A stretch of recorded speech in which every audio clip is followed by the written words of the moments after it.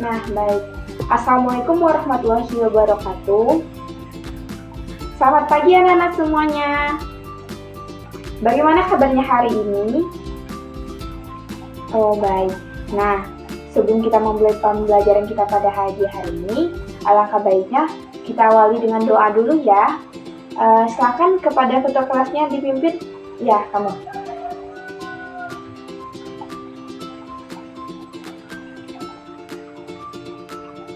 Nah, setelah kita membaca doa tadi, semoga ilmu yang kita dapatkan pada hari ini berkah ya. Sebelum kita mulai pembelajaran, Ibu cek dulu ya kehadirannya. Apakah ada teman-temannya yang tidak hadir? Hadir semua. Baik. Berarti hadir semua ya. Nah, baik. Nah, sebelum kita masuk ke pembelajaran kita pada pagi hari ini, apakah masih ada yang ingat dengan pembelajaran kita pada minggu lalu?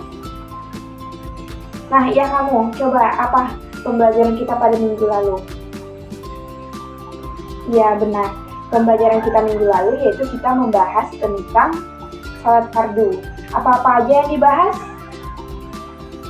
Ya, kita bahas tentang pengertian, syarat wajibnya, dan juga syarat-syaratnya. Kita bahas tentang rukun sholatnya, kita bahas tentang hal-hal yang membatalkan sholatnya. Nah, jadi pada pertemuan kita kali ini, kita akan membahas yaitu tentang sholat jamak dan juga sholat qasar. Pada pertemuan kita kali ini, kita membahas apa tadi? Sholat jamak dan juga sholat qasar. Jadi, pada sholat jamak dan juga sholat qasar ini kita akan membahas tentang yang pertama yaitu pengertian, yang keduanya adalah dasar hukum melaksanakan sholat jamak. Yang ketiga yaitu syarat dibolehkan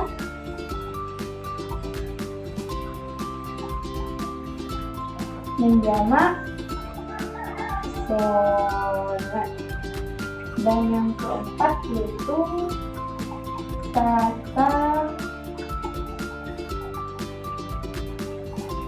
cara sholatnya. Jadi yang pertama yaitu kita bahas dulu pengertian dari sholat jamak. Ada yang tahu apa itu jamak? Nah ya, jamak itu artinya adalah menggabungkan. Jadi pengertiannya yang pertama yaitu kita bahas dulu menurut bahasa. Jadi sholat jamak ini menurut bahasa itu artinya adalah menggabungkan.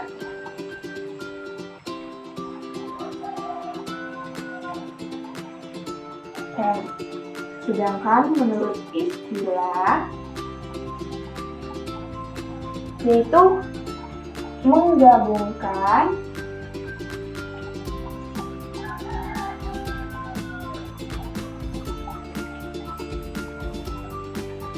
dua sholat fardu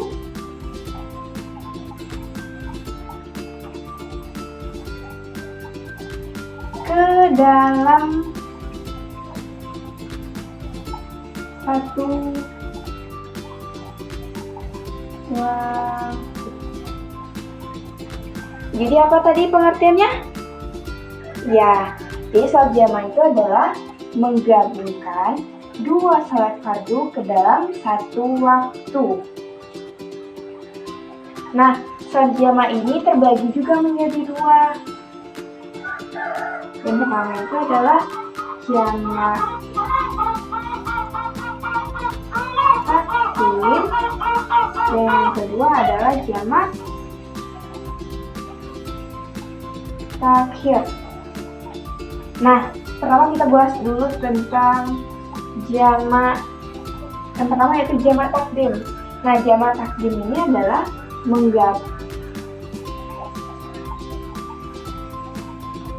menggabungkan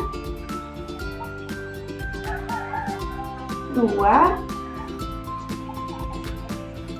sholat fardu dalam satu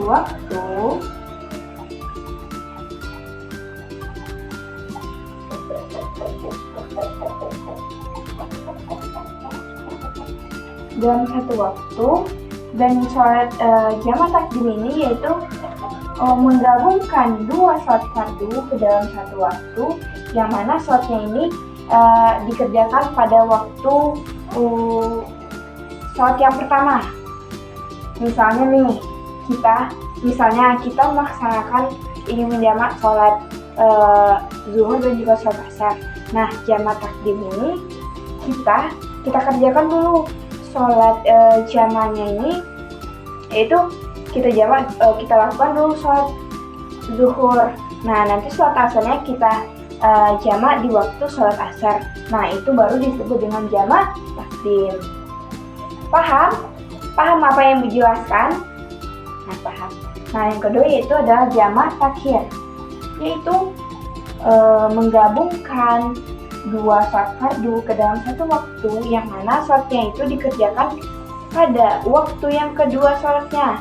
Contohnya nih, kita ingin menjamak sholat maghrib dan juga sholat isya. Nah, sholat maghrib ini kita kerjakan di waktu sholat isya, maka itu disebut dengan sholat jama' takhir. Nah, ya. Sampai di sini paham apa yang dijelaskan? Paham. Nah, masuk kita ke dasar hukum melaksanakan sholat jama'. Nah, dasar hukum melaksanakan sholat jama' ini yaitu sesuai berdasarkan hadis di mana ketika Rasulullah ingin melakukan perjalanan, jadi ia mengakhirkan sholat zuhur hingga waktu asar, sehingga ia menjamak sholat antara keduanya, yang mana hadis ini berdasarkan hadis riwayat Muslim. Nah, yang ketiga yaitu syarat seseorang itu diperbolehkannya menjamak sholat. Ada yang tahu seseorang itu apa-apa saja syaratnya? Nah, iya. Yang pertama yaitu adalah musafir.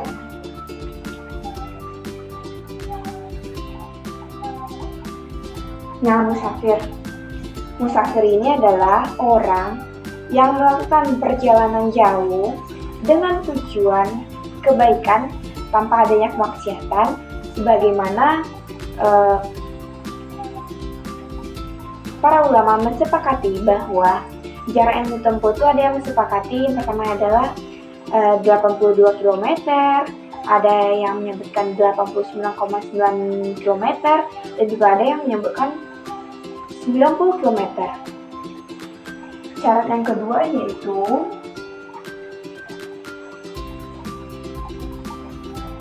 ketika hujan lebat. Nah, maksudnya di sini adalah ketika hujan lebat ini adalah syarat yang diperbolehkan bagi seseorang yang ingin menjamak sholatnya, yaitu orang itu adalah melaksanakan sholat jamaahnya di masjid. Jadi, dikhawatirkan jika ia pulang nanti ke rumah, kan hari hujan lebat tuh, dikhawatirkan jika ia nanti akan kesulitan lagi kembali ke masjid untuk melaksanakan sholat jemaah berikutnya. Jadi, seseorang ini diperbolehkan untuk menjamak sholatnya. Yang ketiga yaitu syaratnya adalah ketika seseorang itu sakit. Jadi kan ada tuh, ketika seseorang itu sakit, ada keadaan tertentu yang tidak bisa seseorang itu untuk melaksanakan sholatnya tepat waktu. Jadi ia ini diperbolehkan untuk melaksanakan sholat jamaah. Yang keempat adalah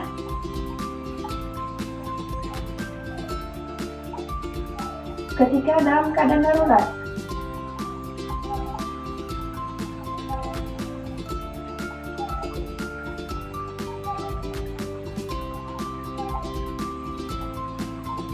Nah, maksud di sini keadaan darurat itu adalah contohnya yaitu adalah tenaga medis.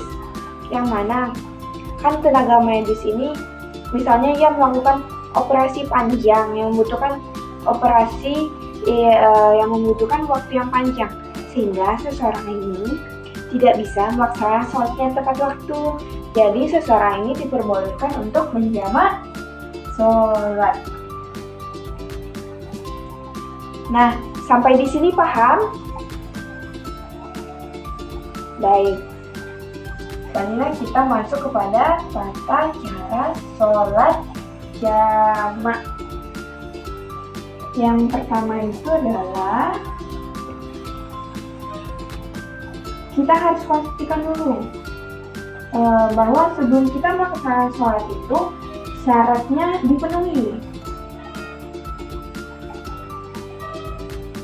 Yang mana tadi kan kita sudah membahas yaitu tentang syarat-syaratnya. Syaratnya kan tadi ada 4, yaitu syaratnya ada musafir, ketika hujan lebat atau cuaca ekstrim, ketika seseorang itu sakit, ketika dalam keadaan darurat. Jadi seseorang itu diperbolehkan untuk menjamak sholat. Jadi tata cara yang keduanya yaitu sholatnya itu diawali dengan iqamah.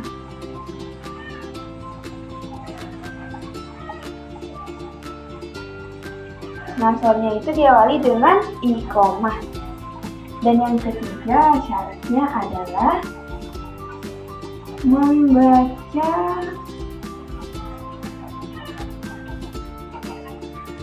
niat.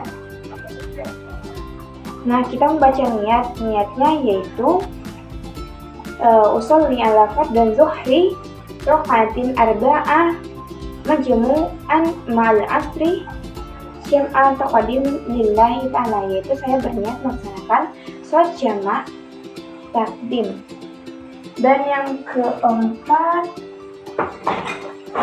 adalah setelah selesai kita melaksanakan sholat jamak takdim, kita melanjutkan yaitu sholat yang kedua, yaitu misalnya nih kita menjamak sholat antara sholat zuhur dan juga sholat asar.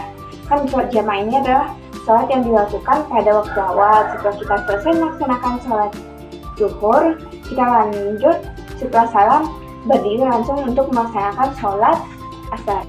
Nah, baik, pada pembahasan kita yang kedua yaitu kita membahas tentang sholat qasar. Baik, dulu dari pengertiannya. Sholat qasar ini artinya yaitu meringkas.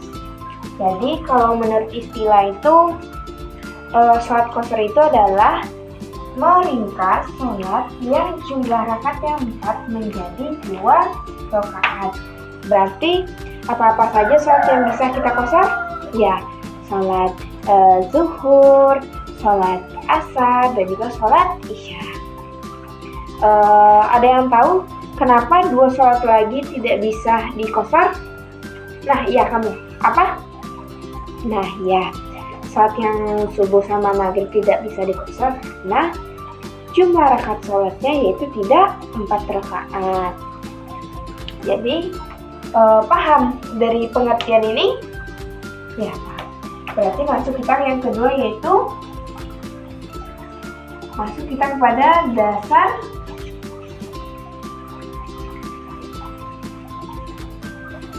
dasar hukum dari sholat qasar. Yaitu dasar hukumnya itu ada 2. Yang pertama yaitu dari Al-Quran. Dan yang kedua yaitu dari hadis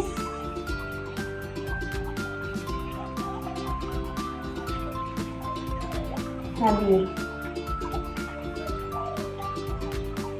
Nah, yang pertama yaitu dari Al-Quran. Kalau dari Al-Quran ini terdapat dalam Quran surah An-Nisa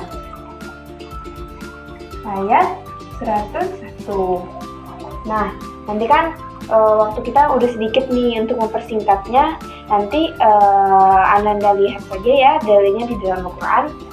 Masuk kepada dalil yang kedua yaitu hadis Nabi.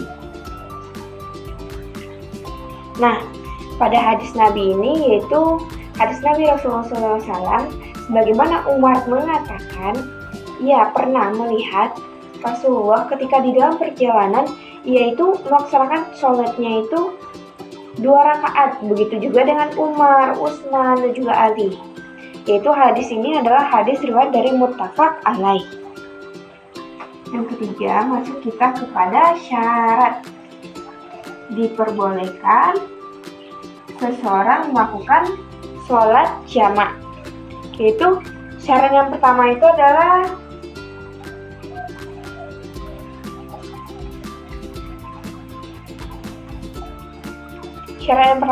musafir, yaitu orang yang melakukan perjalanan jauh dengan tujuan kebaikan, bukan untuk maksiat, dengan jarak tempuh yang sebagaimana tadi kita sebutkan tadi, maka seseorang ini diperbolehkannya untuk melakukan sholat qashar. Ya. Yang kedua yaitu syaratnya adalah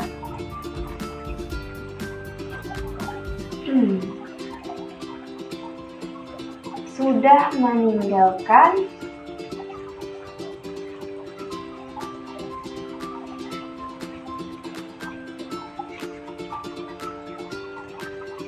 tempat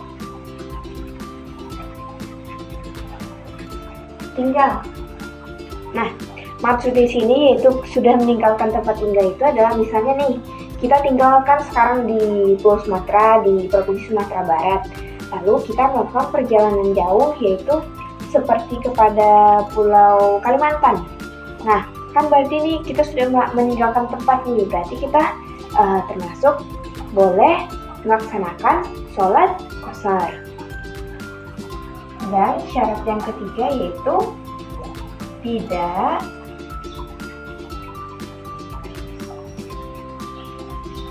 berimam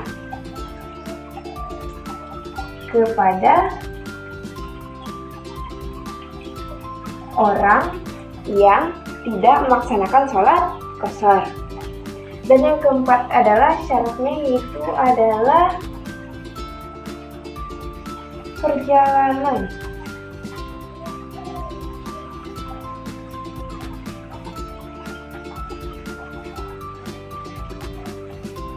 Nah, syarat yang keempat itu adalah perjalanannya itu masih berlanjut sampai kita selesai melaksanakan sholat qashar. Nah, dari syarat yang 4 ini, paham apa yang telah Ibu jelaskan? Paham. Nah, masuk kita kepada yang keempat yaitu tata caranya.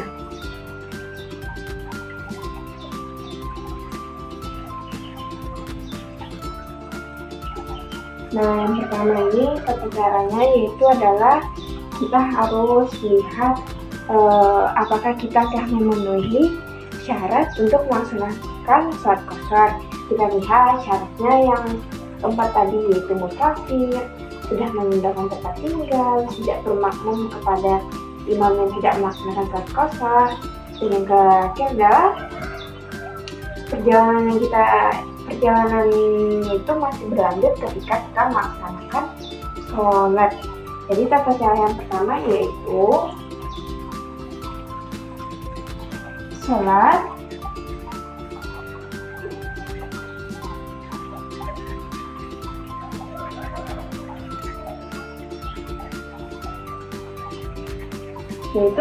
itu adalah sholatnya itu diawali dengan iqamah.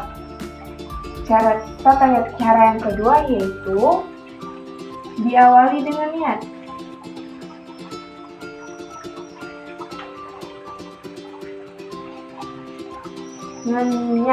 Nah, misalnya nih kita itu ingin mengqashar sholat isya.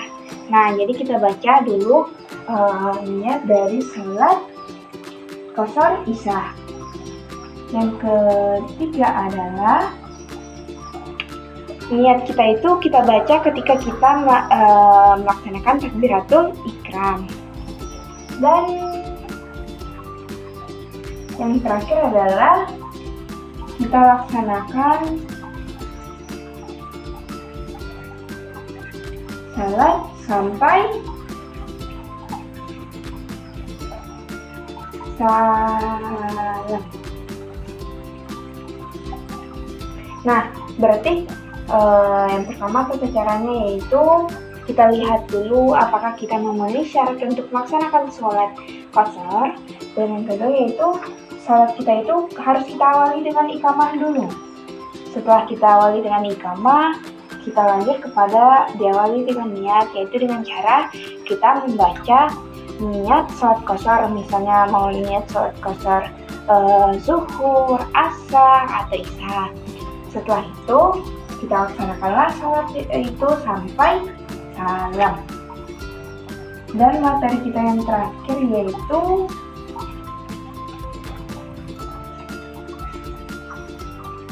hikmah, yaitu tentang hikmah atau pelajaran yang bisa kita ambil dari materi sholat jamak dan juga sholat qashar. Hikmah yang pertama itu adalah sholat qashar dan juga sholat jamak tadi merupakan suatu ruksa atau kenikmatan yang telah diberikan oleh Allah Subhanahu wa Ta'ala kepada kita umatnya. Dan yang hikmah yang kedua adalah walaupun kita sedang di perjalanan jauh, Allah tetap memberikan kepada kita kemudahan untuk bisa melaksanakan sholat atau ibadah kepadanya itu. Dan yang ketiga yaitu hikmahnya adalah dengan kita melakukan sholat jamak dengan sholat qashar ini, kita belajar bersyukur kepada Allah Subhanahu wa Ta'ala. Nah, setelah kita membahas tentang sholat qashar dan juga sholat jamak tadi, apakah anak-anak ibu paham semuanya? Paham. Apakah ada pertanyaan? Oh, tidak. Nah, untuk lebih pahamnya lagi, kita masuk kepada ibu akan memberikan anak-anak ibu semua, yaitu LKPD, yang mana nanti LKPD ini kita kerjakan untuk berkelompok ya. Di sini ibu akan membagi anak-anak semua menjadi 3 kelompok. Nah, untuk pembagian kelompoknya silakan berhitung saja. Nah ya, dari kamu dulu dimulai ya.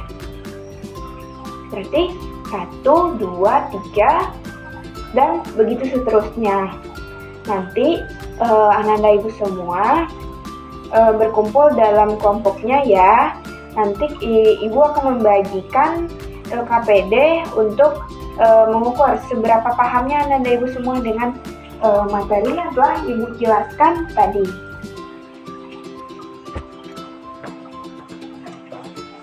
Nah, di sini ibu telah menyediakan LKPD yaitu yang berisi tentang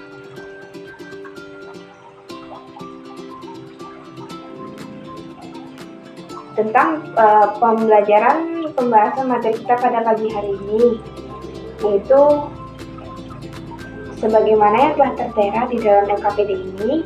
Nanti akan ibu bagikan per kelompok. Silakan anak-anak kerjakan. Nanti ibu kasih waktunya sekitar 5 menit.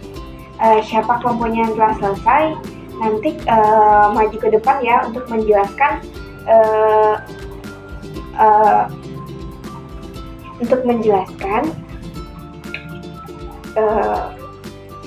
solusi dari permasalahan yang telah ibu berikan pada lembar LKPD ini. Baik, ibu bagikan ya.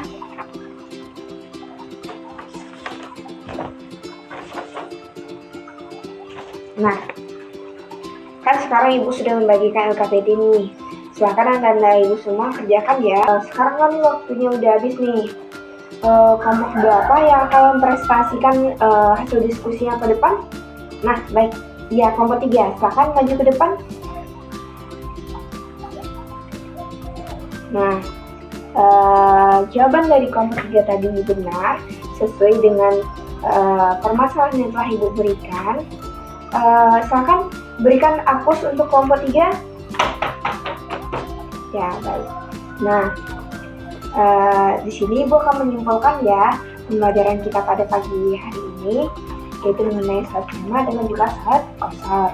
Sholat jamak tadi kan artinya adalah menggabungkan, yaitu kita gabungkan dua sholat fardu ke dalam satu waktu.